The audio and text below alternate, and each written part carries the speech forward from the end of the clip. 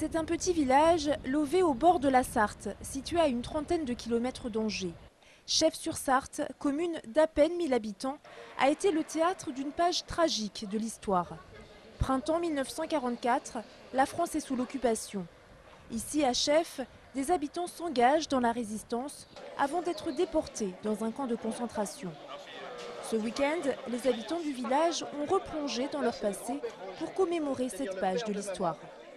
Parmi eux, Constant Grazelli. Ses parents ont été résistants. Ils fournissaient de faux papiers à d'autres résistants ou à des jeunes qui voulaient échapper au STO, le service du travail obligatoire. À l'époque, Constant avait 12 ans. Les gens passaient chez nous, restaient un jour ou deux. On était informés, mais les parents disaient attention, si on vous interroge, dites que c'est un cousin, dites qu'il vient se reposer, qu'il y a de la peinture à faire ou je ne sais pas quoi. Il y avait toujours un prétexte pour que ça semble plausible. L'histoire des Grazelli est racontée dans un livre écrit par Hélène Cabriac. Elle y dresse le portrait de héros ordinaires.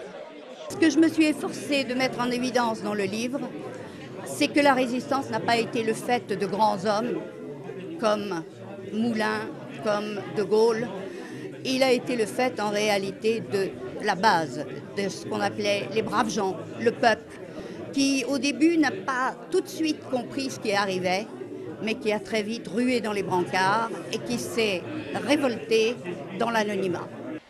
À Chef-sur-Sarthe, 7 personnes ont été déportées, 4 sont décédées.